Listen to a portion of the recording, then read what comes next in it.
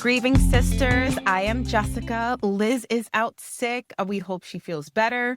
We are literally on our 60, holy moly, 65th episode.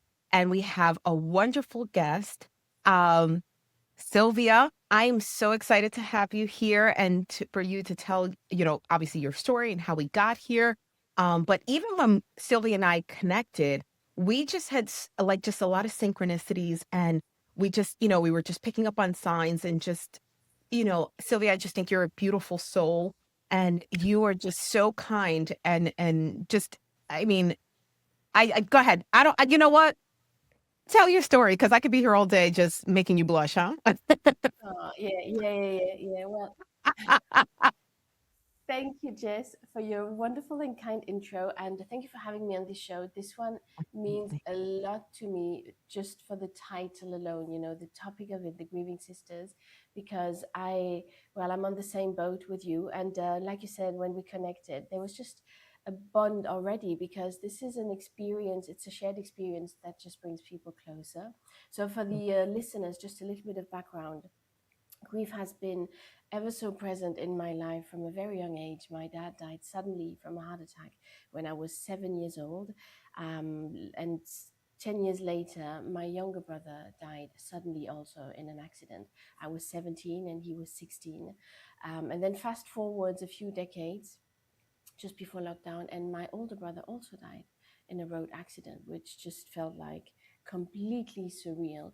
And now, more recently, my mom died, not suddenly. So, with my mom, I had that privilege to say goodbye, to have the conversations. But my dad and my two brothers passed suddenly over the course of 30 years. And needless to say, it has impacted my whole life, how I show up, how I live, how I love, how I work, and now I have decided to work in that grief space to help other people as well. Thanks to my therapist. I just want to give a heads up to my therapist who was amazing in Hey, this role. listen, our therapist, mine is Barb's. Barb's, I always shout out my Barb's, and she Yeah. does watch the podcast from time to time, but definitely shout out your therapist. Oh yeah. Listen, Yeah. sometimes we Yeah. need it. Honestly, like, people get someone to help you through difficult times because it's just amazing. These people choose what they choose to do, and it does make a huge difference. And she's the one who I went to see her too for other childhood trauma to do EMDR. And she was Mhm. very intrigued by all the grief in my family. And one day she said, well, it's actually not my place to say that, but I think you should work in that space. I think you should help people with your experience because you've been through more than the average and you're still loving and joyful and loving life and people. I think you can carry hope for others. And my first reaction was to say, absolutely not. Like, I'm trying to deal with my own grief. I don't think I can Yeah. take anyone else's grief. And she smiled and she said, well, she's a Christian. She said, Mhm. well, I think God's message is very clear. You don't really have a choice. She said, it's good that you healed Mm. yourself, but I think you should share this. The message is very clear to me. And I was first not offended, but I thought, whoa, this was a bit intense. And I Sure. walked home that day, and by the time I got home, it was evident. I knew she was right. I knew she was right. And I've been working in the grief space ever since, and I don't look back. It's been super therapeutic, and just a beautiful journey so far.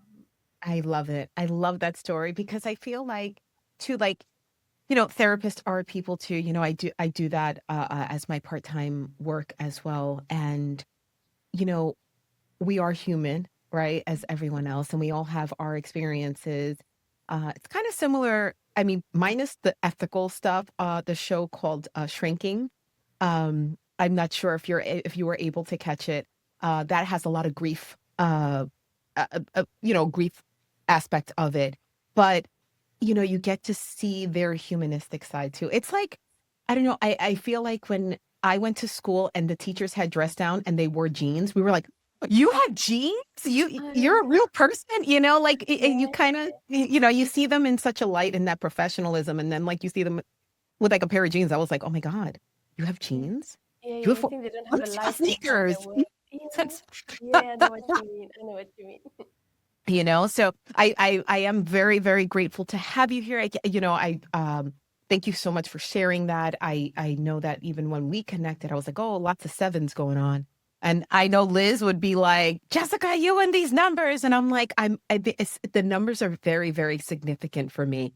As I shared with you with the 11s and, just my brother dying on my dad's birthday and then my dad dying on 11/11. And it was just like, oh my gosh, like there was just, it just came more and more as, and I can agree with you on finding and using that pain for purpose. And I think that that is pretty much what you were hearing. Like, she heard all of your pain. She was like, you got to turn this into something that you're going to help others because of that gratitude. And I feel that from you. Like I can feel it through, many, many miles away that you are that, it's just that you have that gratitude and you're still able to show so much love and so much empathy to others because sometimes they don't receive that either, They don't even know some people don't even know what love is, That's fortunately. true. Yeah, that's true. And Mhm. that's true. And I do think that grief is like a portal. That's how I experienced it. Grief is a portal that opens a door to a pain, an intensity of suffering that you didn't know existed. But at the same time, it opens a door to a gratitude and a depth of love and, a joy that you also didn't know existed. So it's really, it gives you all the good and all the bad stuff at the same time. And I always say that grief is the best teacher in life. It's the toughest by far, Mhm. but it's the best because you really discover intensities of emotions you didn't know were there. Right. Well, and even so, what are the things that mattered? Like what Yes, really yes, matters in life, yes, It's not yeah, the car that you drive, it's not the clothes that you wear, even though we want to look cute. But, it doesn't matter, right? It doesn't matter. My friend said it to me and she's Muslim and she's like, Jess, we come in a blanket, we leave in a blanket. She was like, "We come in a sheet, we leave in a sheet, and that's that." Like, we don't none of and obviously, like, there's different cultural aspects of that, but sh she's right. You can't take any of this stuff with you, but your experiences, and then, obviously, in a spiritual level, like, your soul lives on and your energy goes elsewhere and so on and so forth, which I know that we can definitely dive very deep into that. But what unattended grief actually is, and can you tell me how it shows up? yes, yes. So this is a term I like to use because I lost my dad as a child, my younger brother as a teenager, and then I spent decades just bracing for the next wave of grief. And then when my older brother died, it was a huge shift. It was really like a big slap in the face. It opened my eyes on so many things. And this is where I realized that for all these years, I had been carrying unattended grief in forms of, Mhm. withdrawing from social events, constantly bracing. Like I stopped doing things like watching movies, reading Wow. novels, stopped reading novels I used to love reading, being apprehensive of going into cafes, and all these things I had accepted because I thought, well, this is just what life is like when you lose the people you love most. You're Sure. just hypersensitive, you're fragile, and you're just at risk of collapsing anytime, anywhere. this Right. is how this is how it felt for me, and like an anxiousness. I was constantly worried that Mm. I couldn't answer the phone. My phone was always on silent because 'Cause you were the afraid of phone bad ringing news. was traumatizing. Yes. Mm. So it was all of these things that I hadn't realized, and I think this is a real problem among people who are grieving. We do not even realize that there is another way of being, and that there's something on the other side that is more manageable to carry and that can also be beautiful. So that was my experience of unattended grief. And when my older brother died, the shock I got was really that realization that grief had been running my life and I had been Mm. at the mercy of grief. And because of that, I had lost precious time. I could have been more mindful with him, because I Did was you feel just that? Did you get angry at that? Were you very much. angry? Yeah. Yes, The very missing much. time. Yes, Yeah. I was really angry because there was the shock, the grief, but then there was that anger that, damn, I missed out on time with him because you don't think that it can happen. I know it sounds silly, but as a Yeah. human being, you feel like, okay, my dad died, my brother died. Never on earth would you imagine that again my other brother would also die. So it just seemed Right. like I was in the wrong movie. And then I Yeah. got really angry and I thought, this is enough now. I can't let grief run my life Right. like this because I'm missing out. I'm missing out on what is important. So I accept that grief is here and it will always be. And I don't even want grief to go away. I want my grief to be there because it's meaningful. It shapes me. It's my identity. But I want to be the boss again. I want to let grief in on my own terms. And that's really where the shift started. I love that. I love that. And what did grief feel like in your body and mind before you had the tools now? Like, how did that look for you? Because I know it looks different on everyone. I know for me, like, I always say my brother's death was an awakening. And I mean awakening like with friendships and with work and just a lot of different aspects in life Mm. that gave me that awakening that I can grow, right? And spiritually, oh, that's a whole, I could talk about that for days on how it opened up my eyes to a lot of other things because that anger was there. So I'm looking forward to hearing what you have to say about like how was it in your body and mind before you had the tools? Yeah.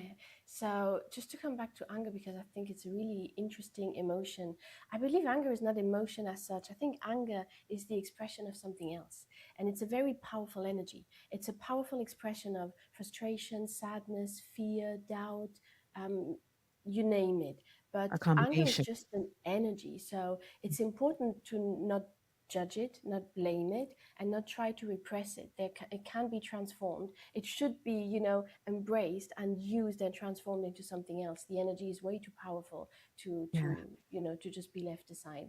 And then to come back to the body, well, this was one of the biggest realizations after my older brother died, before lockdown. It's that grief is in the body. And our mind and our body are linked, and there is more wisdom in our bodies that we can imagine. The wisdom of ourselves has a depth that we cannot even fathom. And even without going that far, we can all agree that a wave of grief starts in the body. It starts Mhm. with a tension, a tightness in the chest. The heart rate goes up. The view is blurry. The focus goes away. There's a fog coming into the brain. It starts in the body before we can even make sense cognitively of what is going on. And this was a big shift for me because once I realized how much it was in the body, I understood that I could start with the body, Mm, and that's what I do in my work now as well. When the emotions are just too hard to face, when it's too hard to think about it, to right.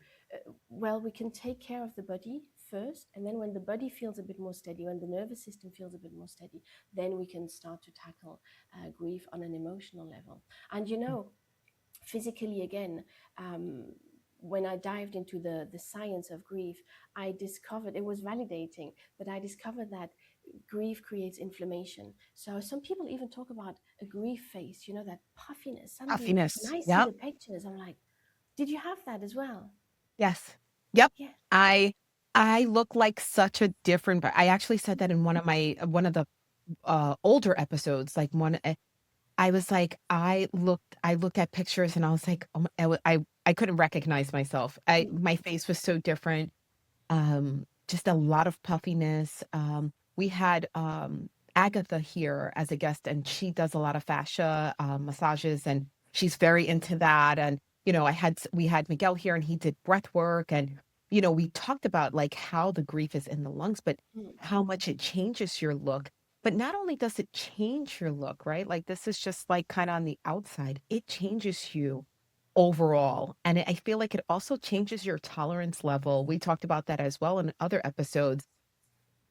That's how much that, like, I have left. Like, I zero tolerance for, like, any nonsense or because life's too short, right? Yeah. Like, I just feel like life is too short, but, just to even hold that stuff in your body, right? Like, I feel like it's heavy. It's heavy, and, then you have the weight gain or the weight loss, like, you're just, like there's just so much going on that you can't even pay attention to yourself. Yes, that's so true. And there is now, I mean, we know now that there is more inflammation in the body, the immune system shuts down, so we are more likely to catch bugs. Mm, And all of these things are real. So when I started to dive into Mary Frances O'Connor's work on the brain and the body on grief, I found it validating. I felt like, oh, mm, hang on, this is a real thing. It's not just yes. me making this up. And it helped me feel connected to humanity, you know. Not only did it make sense, it validated that, but it also gave me that feeling of, well, I'm not alone in this, because grief can feel very lonely. So Yeah. having all that data, that was my this is what helped me when my brother died. It was to really dive into the science, into the literature, because every, like, was lockdown happened, you know, the whole Oh my world seemed to gosh. crumble, not just my inner world but the whole world. And I Yeah, it found was a lot. 2019 as well, right? Yes, Yes, 20, so that was my brother too, and that's where another thing we connected the same year, yeah, and we went right into lockdown, and yes, it it, like, so forced you. traumatizing. Yeah, Yes, yeah, yes, it was really, everything seemed to just collapse. And yeah, so I felt even more lonely in my grief, and you did probably too, because I was alone. And then all these numbers and figures and data, they just gave me some stability, something to hold on to, and it helped me feel validated in my experience. And I read, one of the books I read was by Lisa Schulman. It's called Before and After Loss, and she's a neuroscientist as well. And she explains at the beginning that the damage on the brain, grief damages the brain on a physiological level, just like an injury would, just like a concussion would. wow, It changes the structure of the brain. sure. Isn't it? I can Yes, it's definitely see interesting. that. It's Mm, fascinating because I it mean, is. when you even said that you studied the neuroscience of grief, I'm like, "I need to know everything. I wanna know more," because it's especially when it's a traumatic loss. Yes. Yes. I feel like certain And grief, right? And not trying to measure them, which is worse and which is better, what is prepared for it, but I feel like the traumatic grief mm, when it's is sudden. really yeah, like, it takes you to the next level, like that brain fog, and especially your sibling. I think that's, like, another layer. When it's a sibling, it just I mean, intensifies, but also magnifies in on, what what just happened? Like, it's, like, unbelievable, as you said, with when your second brother passed tragically too, it's like, "Well, what just happened? I'm not gonna believe this. This is not true. I'm still gonna go on about my day and believe that it's not true." You know? Yes. And that's what It's the happens in the brain. process. Yes, it's Yeah. a process. And for me, I found that understanding what was going on in the brain was very comforting, because I realized I was not mad. So just to explain briefly what it does, because I find it fascinating. And when we have a relationship, especially with siblings, like you said, our siblings are part of our co-regulating system. They are the longest relationship of our life. We were there, we saw them coming into the world, or they saw us, but it's a very special bond. And our brain has a map, a three-dimensional map with the people we are close to, with anyone really, but it's more potent with people we are close to. And these three dimensions are time, space, and closeness. And so if I ask you about your spouse or your children, if I ask you when you will see them again, you are very likely to be able to answer quite precisely. If I ask you where they are, you know where they are geographically. And if I ask you about the depth of your bond, you will also know exactly how deep that bond is. And so our brains spend years creating these maps. And suddenly, when someone dies, the map is still active, but it Right, doesn't match the reality anymore. And this is why we're expecting them to walk through the door. This is why we grab our phone months, even years later, to tell them something that just happened, or because they're so ingrained in our brains that it right. takes it takes a long time to recalibrate. And this is something that has helped me tremendously, because I stopped judging myself and thinking, oh my God, I should be, what's going on? I It mean, should. I know they're gone. Yeah, the Mm. shoulds and the shouldn'ts. I shouldn't be wanting to call them. I know they're gone. What? And you feel just silly and stupid. But when you realize, oh, this is my brain just doing what it does. My brain Is was it the wired. synapse? Is it the synapse? Is that what it is? Like, it just, like, burns? Like, do you Yes, think, like, it just, like, it, it like, ends? it activates. No, It it activates. stays active. It stays active. And the Wow. way to recalibrate is through repetition and exposition. Sometimes people say time heals. Well, not really, because Mhm. if you sleep for 3 months, um, you're just going to feel the same when you wake up. So it's not time as such. It's Right, the repetitive exposition to the new reality. So if you take the example of a spouse, someone who's lost their spouse, they wake up in the morning without their spouse, and it feels odd, it feels wrong. This is not right, what the brain is expecting. And it will right, take many mornings to wake up without them, for the right. brain to register and understand that this is the new reality. So Right. little by little, it will happen. The brain Right. will adapt to that new reality, but it does take time. And that time cannot be rushed. It's really like a physical injury. And I think this is super important.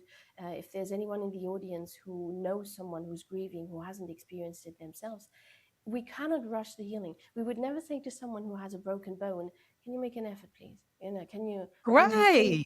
right?" We know it takes time and we accept it. It's the Right. same with grief. It's not a lack of willpower. Right. It's impossible. It's a Yeah. process. It's physiological and it takes the time it takes, and it's different for everyone. Right. And I think and I think you absolutely nailed it because time doesn't heal, right? And I feel, we talked about it in one of our episodes on grief in the workplace. And it's like, okay, well, we went back to work and it's like, okay, everything's back to normal. And it's like, no, no, no, no, no. Like it's not back to normal because I'm still trying to understand and live a new life without this person who I lived with all my life. So Mm, yes. no, and especially where I worked at high school I graduated from. My brother went to school there. My sister went to school. Liz's sister went to school. No, she went to a different high school, but she went to the similar grammar school. Liz and I went to the same high school, same grammar school. Like this is even more familiar, and it could be triggering, but we turn that around, right? We're using that as just as a way to connect with one another. But it's like to heal, to sit there and actually heal from it. It's there's never going to be a timeline. There's never going to be like, oh, okay, well, you know what, tomorrow I feel great. No, tomorrow I'm going to be like a hot mess. Like I don't, especially like when the special dates come up or Mm, hear a song. I've had situations I was walking to work and I forget, I think this is right.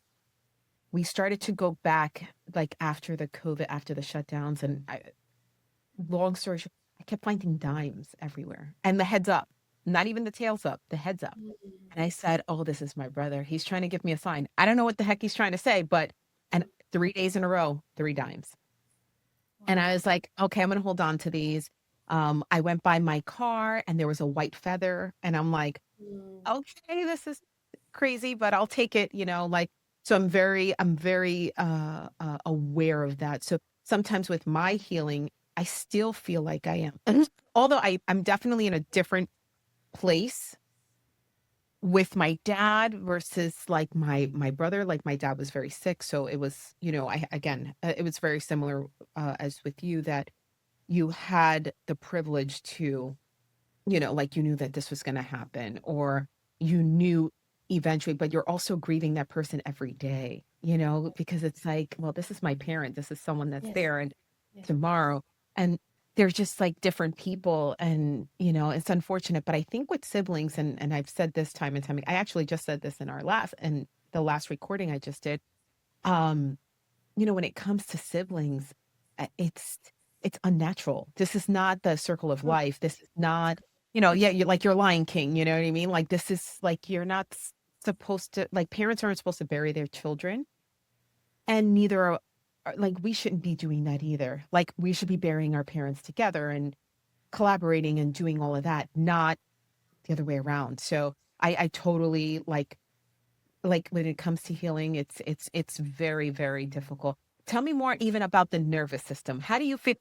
I feel like this is so important because even putting grief on hold for a second, people don't know how to have regulations. They do not know how to regulate their nervous system. They don't even know how to regulate their emotions, but that's a whole other story for another day. mm, But just the nervous system and regulating it, and especially with grief, because I can tell you, I kept feeling like, oh my God, I want to smoke. I want to smoke like a cigarette, or I want to have like a vape or something, or why do I feel like I need to smoke something because it kept restricting in the lungs. And mm. I had my friend Miguel, he was doing breath work and I was like, thank you, like I needed this and how to really control your breath. Tell us more about the nervous system. That's an important question, I believe, because we do carry grief in our body, and grief is experienced as a threat. Mhm. The people we love, siblings, parents, spouses, children, they are part of our co-regulating system. Our bodies are used to their presence to regulate. So when they disappear, it completely jinxes that regulating system and the body is under threat. Mhm. And so the nervous system will be on high alert. We have a window of tolerance. Um, that was a term coined in the 90s by a psychologist. I can't remember his name. But we have a window of tolerance, and we will experience stress, ups and downs. And that window of tolerance will change depending on the episodes of our life. In grief, it shrinks, quite obviously. And Mm. when the stress remains within that window, we're fine. If it goes above, we're going to be in hyper arousal. We're going to be irritable, restless, on edge. And when it goes below, we're going to be in hypoarousal. We're going to be lethargic, sad, tired, no energy, no motivation. So we have all experienced that.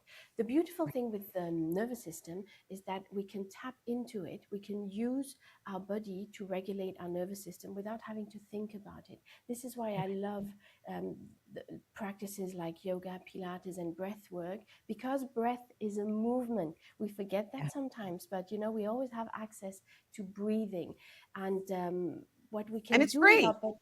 Mm, It's it's free. free. But that's the thing. It's free. Exactly. Exactly. And our bodies and nervous systems and brains, because the nervous system is part of the brain, are constantly in communication. They are one. They are not just linked, they are one.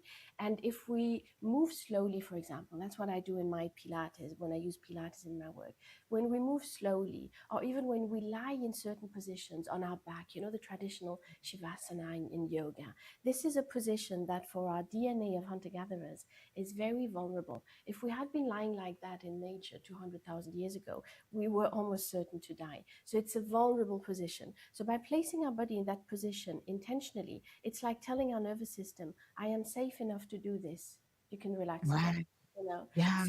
they're easy things. And moving slowly, it's the same. Moving slowly requires us to feel safe. So we can signal safety to the nervous system through respiration, deep breath, slow movement, intentional positions, without having to think about it. And that's really the beautiful thing. And once the nervous system is regulated a little bit, then we can start the deeper work emotionally. And this is something that, like tools like breathing or grounding, or I use them a lot because they're accessible, they're free, like you said, Mhm. and it's like a practice. The more you use them, the better you get at it, and the faster you also realize, I need it now. Like, I'm having a moment now. There's a grief wave about to hit me. I'm going to use one of these tools. Yeah. And that's very intense because a lot of people, they don't even have that awareness, even very so like early in their grief, but just even overall, right? Just regulate. And again, obviously you're overseas, you're in different country. And I say with us in the tri-state area, I always say to my clients, I'm like, we're on a hamster wheel, and Mm, all we're doing is just, and I've explained this to my cousin who was living in Ghana. He's now in Toronto. And he's like, couldn't wait to come to the States. I said, you don't know how lucky and how blessed you are to be in Ghana, and how rich you are. He's like, you don't understand. We're very poor here. And I said, no, no, no. You have no idea, because all we're doing is jumping on that hamster wheel until we die. We don't breathe. We don't stop. We keep going. We got to find the next hustle. Like, we can barely afford our electric here. So now we have to get two more other jobs. And then, we talked about even credit card debt. Like, it's not real money. We're not rich here. We're actually more poor than poor countries because we're using credit. It's like you're getting things on layaway. You know what I mean? Like, so even that, even saying all that, it's we don't stop here. And I say this maybe in the tri-state area or very busy cities, right? Because you have a lot of people trying to keep up with the Joneses and whatever the case may be. But when do you this is where you see a lot of the unattended grief, the prolonged grief, people that are really not trying to pay attention because they're like, no, no, I got to keep going. I got bills to pay. I gotta.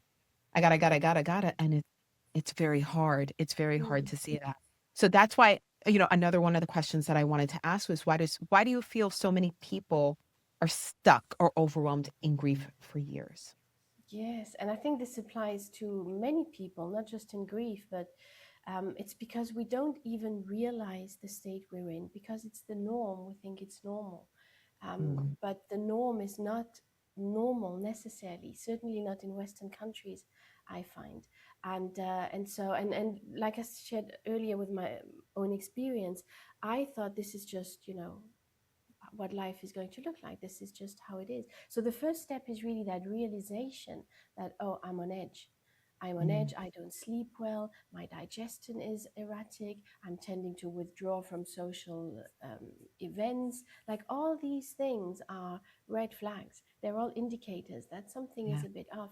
And I find that once you realize that, first you notice without any judgment. And like we were saying earlier, the best way to Mhm, identify judgment is with shoulds and shouldn'ts. If you have a should or a shouldn't popping up, that's a judgment. So just mhm. let it fade away. Don't judge your judgment either, because otherwise it's a, it's a never-ending Then you just go story. in circles. Yeah, yeah, yeah, Yeah, yeah. yeah, right. But the first step really is, I'd say, to identify the emotions, to just feel like, oh, I'm tense, I'm frustrated, I'm sad, I'm melancholic, and to try to develop a vocabulary around these emotions. The more vocabulary, the more words we have to describe our emotions, the higher our emotional intelligence. So that's the first step, really, without, and to just accept them, to just accept that every emotion is welcome, because we don't choose our emotions, we choose our response to them.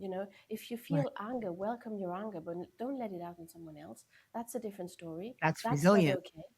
That's Mm, right. Yeah. yeah. You don't project So that onto other people because yeah. it's not their fault. It's not, and that goes again into the emotional intelligence, which is something that, you spoke about. Like, what is the emotional literacy? Like, why do you feel like it's very important in grief work? Well, for that very reason, because if we have words to understand, to describe our emotions, we're going to expand our emotional intelligence and our awareness, and then we can regulate better. And when we understand that these emotions come and go, they are not us, they're not our personality, they just happen, they're information, they're indicators, they're here to tell us and to teach something. And so, this is where emotional literacy is important. And I also invite everyone to not just do that for themselves, but share it with younger generations. I think it's the best Yeah. thing we can give teenagers and kids: words to express themselves, and the knowledge that this is not their personality. It comes Mm. and it goes. And then we can, I invite people to journal as well. So the more words you have, the more potent, the more efficient your journaling will be as well. You will be Because I able. have to say your vocabulary is like like you should have been like an English teacher. You have Oh, such an extensive vocabulary and I'm just in awe because, first of all, anyone with an accent, I'm like, tell me oh. more. Tell me more. And I love it, because I think it's, kind of what we talked about. I think it's a part of your personality and it's just so beautiful. But you really do have an extensive vocabulary, and I think it's beautiful. And you're sharing it, and you're absolutely right. That's one of the reasons why I also went into in my last career, I went into school counseling because I wanted to help teenagers. I'm like, man, we got to plant the seed. We got to plant the seed. This is where they need help the most, like, because I know I can speak from my own experience growing up with some childhood trauma and stuff like that, that high school and school for me was a sanctuary, So Mm, I would go to school and I'm like, okay, well, we're going to have so much fun and we are not going to waste any time because we're going to have so much fun. And I got in a lot mm. of trouble and me and Liz always got in trouble. And we always got in trouble for talking and being the professional yappers that we are, hence the podcast. And, I think it's very important of what you said to even give our children that vocabulary. I think it's very important. I Yeah. absolutely do. And then what do you think, actually, how can someone begin to regulate themselves when grief feels overwhelming in the moment? And is Yes. this a part of your practice, right? This is what you do, a part of your practice, right? Yeah, oh my God, yeah. And these are all things I apply to myself. I practice what I preach. So what I use in my You have to. work are things I apply to myself. And when it comes to regulation and to grounding systems, I would recommend to try several and see Mm, what works best for you. And then sometimes in the moment, depending on the circumstances, one might work better than the other. So one simple one is really to breathe deeply.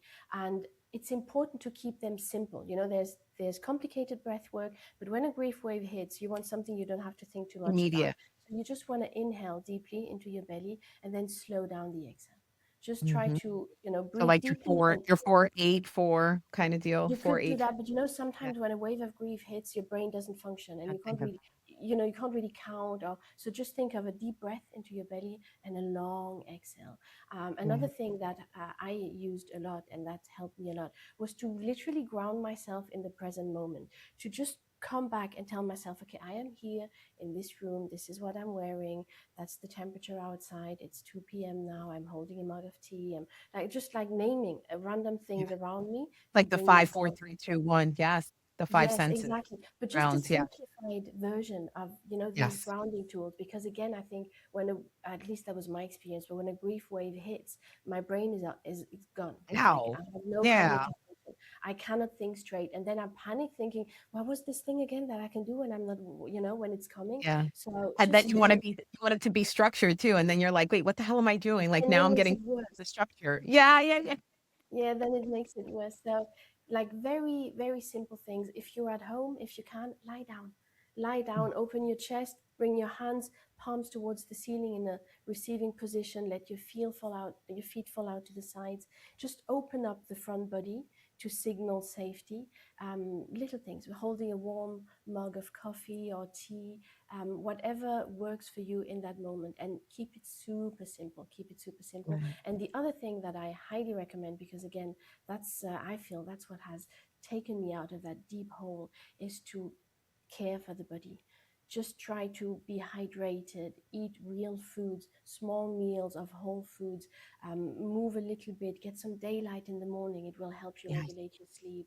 Have a little evening routine. Sleep is disrupted, but with the routines, little by little, again, you signal safety to your brain, and surround yourself with people who feel warm and safe. And in grief, I find very often they are not necessarily the ones we thought would be our regulators. Yes. Sometimes Yeah. people who didn't seem that important appear to become our best friends because there's something about them that just feels so good. And Right. others who we thought were our best friends, they don't feel like this anymore. So No. don't judge, don't think, just feel. Whoever feels good, feels warm, feels safe, try to Follow hang your out with those intuition. people. Mm, And that's another thing that sometimes I feel that intuition is also blocked.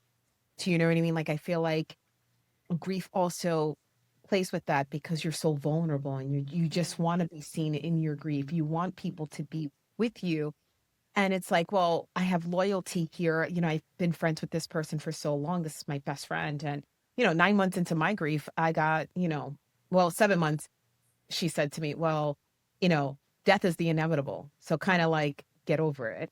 And then, then we, kind of parted ways. She's like, "You're on a different journey. I'm on this journey. I'm on a different journey." And I'm like, "That's okay." I didn't even fight for it. Like, it was just Mm, so natural. It was very natural that yeah. it needed to fade, and I felt it, and I was just like, that's when I really knew I needed to work on my grief, not because I was sad that the friendship ended. I just knew that I was growing. And I saw I love myself as a different that. person, Yeah. and Yeah. she couldn't accept me as that person. And now and the next level on that was that it was someone that she couldn't control anymore. So there was a lot of layers, I feel Yes. like, and Yeah. that goes into the awakening. And again, right, shout out to Barb, my therapist, like, she was just like a pseudo mom and, was zero nonsense, like, "Jessica, what are you doing?" And, you know, again, with the breath work, I had my friend and again, I had him here that we just did some intense, like, breath work. We actually went to, like, a Russian spa and did breath work in all of the saunas, all Oh, different levels of the saunas. Oh my god, it's so incredible, and then he made me do a cold plunge, and I was there, like, crying hysterical because 'cause I'm like, "How do I get up these stairs? My ankles are, like, gonna break off. Like, what are we mm, doing?" Like, I'm gonna be at the time, I was like, "I'm gonna be 40, like, these ankles aren't gonna be what they were. Like, what are we doing here?" And then we went into another room, and he was like, "We gotta do more breath work here." I was like, "All right, okay, now I need, like, air, like, I need water." But we did some intense and that's just a part of his, practice and the things that he does. He does so much more, but even that alone was just intense. Like, it yes. was just but and Yes. very intentional. It was so Yes. intentional and like, "Come on, like, let it out. Whatever traumas you got, just let it out, and that cold plunge will do it to you." Because 'Cause I'm like, "I gotta get out of here." He's like, "No, you could do it. Just stay here. You got it. You got it." And I'm like, "No way. Give me Mhm. something warm right now," you know? But that's what I'm saying, like, different things like that to try to calm, and it's healthy. It's not like we're running to, "Hey, let's go drink." You Mm. have those friends that Yeah. are like, "Okay, let's go drink it away. Let's go party it away. Let's go smoke it away." And it's like, that's not what I need right now. I need someone to talk to. I need someone that I can actually relate to and be seen in my grief because this is no joke. My person is not coming back Mm. Mm. ever. And it's so sad. Um, and then what does it really mean to regain agency in grief? And I feel like that's such a great transition from what we were just talking about. Yes, yes. And that was really the tipping point when my older brother died more recently. And I felt like enough was enough. Enough is enough. I'm not going to let grief run my life anymore. So the thing I do, and I use it in my work as well, again, I've applied it to myself and I've been amazed by the efficiency. So, when a grief wave is about to hit, we feel it, we Mhm. know it. We can feel it Right. coming in our chest, in our breath. We can feel. So, what I do now when this happens, I say to my grief, I see you, I hear you, Mm. but now is not the right time. Not now. Ooh, Not yeah, now. So, I yeah. will tend to you later in Mhm. my own terms, just not now. So the important thing, and again, it's a bit like the gym. You go to the gym once, you're not seeing the difference. Twice, you're not seeing the difference. But if you do it over and over and over again, it will Consistent, yep. happen. You're going to strengthen that muscle of agency. So the super important part of that is to really tend to it later. So I would make an appointment with myself, put it in my calendar. Thursday night, 8 p.m., I'm going to get the candles out, the sad music, the photos and the videos. I'm going to cry my eyes out. And it's scary, it's terrifying to let Sure. it in and to let it through you because it's so Right. painful. But Yeah. somehow, over time, this helps regain agency because then you're letting it in on your own terms and it feels empowering, it feels powerful. And then what I've also learned by doing this is that somehow the pain was less scary because Mm. because I was prepared. I would let it in intentionally and I would, handle it, and then Right. I would feel better afterwards. So the pain became less scary and it helped me understand that pain is not the enemy. Pain is part of the human experience. And strangely, funnily enough, I've spent the last 2 years in Buddhist countries, and this is one of their principles. In Buddhism, suffering is part of life. Not life is Yes. suffering, that's often misunderstood. Suffering Yeah. is part of life, but there are ways to handle that suffering, and that suffering is just aliveness. So there's actually, now for me at least, something bittersweet about it. I embrace it. I'm like, this is the pain of my grief, and I don't ever want this to go away. I always Yeah. want to feel that sadness and that heavy heart when I think about my brothers, but I don't want this to take away what life has still to give me. Yes. I love that so much because it just brings me back to Thich Nhat, and he wrote No Death, No Fear. And I read that actually in my undergrad. And he also has other kind of books, Buddhist life, Christ life. He actually wrote. So he actually wrote a lot of interesting books, but the No Death, No Fear, which has a lot of the Buddha sayings in it. And it's so funny that you bring, because I haven't read that book in, oh my God, when my brother passed, I think that's when I read it again because I had it from my undergrad. Um, I think that's so phenomenal. Sylvia, I want you to be able to explain to our audience, how can they find you and how can they make like an appointment with you so then you can work on your things? Like, let us know. Yeah, thank you just for asking. Well, it's You're very so simple. Everything is on my website, sylviawolfer.com. And you'll find a lot of free stuff as well because I really want to make my work accessible to everyone. So I have a lot of guided meditations, grounding techniques, episodes, audios about the science of grief, articles. So all of wow. this is free on my website. And then I've also created online courses for people to start in their own time because sometimes starting grief work can be a bit intimidating. So these Right. are courses that are simple but quite deep to understand what's going on in the brain, in the body, and how we can use that understanding to help us through the challenging times. And then there's also a booking system for one-to-ones. I have very few one-to-ones because they are demanding. Yeah. It's demanding to be next to someone grieving, so I really give it my full attention. And I am running regularly retreats online or in person with Okay. that theme of grief. So it's all on my website. That is phenomenal. Thank you so much, Sylvia. Mercy, mercy, mercy. Thank you so much Avec for plaisir. joining us. And thank you for sharing your story and all this information. Obviously, I was just all up in the neuroscience and all about the brain and how it's really connected because we are like it's all connected. And for our audience, I also want to let you know you can find us on Instagram, TikTok, YouTube, Apple Podcast, and Spotify. I always forget. Like it's like I've done 65 episodes. You think I would get it by now, but it's just so much, and I'm just like, come on, let's get it together. Uh, but Sylvia, thank you so much, and such a pleasure. And I am just so grateful to be just in your space and to know you. And it's unfortunate that we had to meet in the kind of circumstance, but grateful that grief brought us together because we would have never met in any other circumstances. And we're a part of this community and it's a tight knit community. And thank you so much. And thank our audience so much. And we'll see you soon.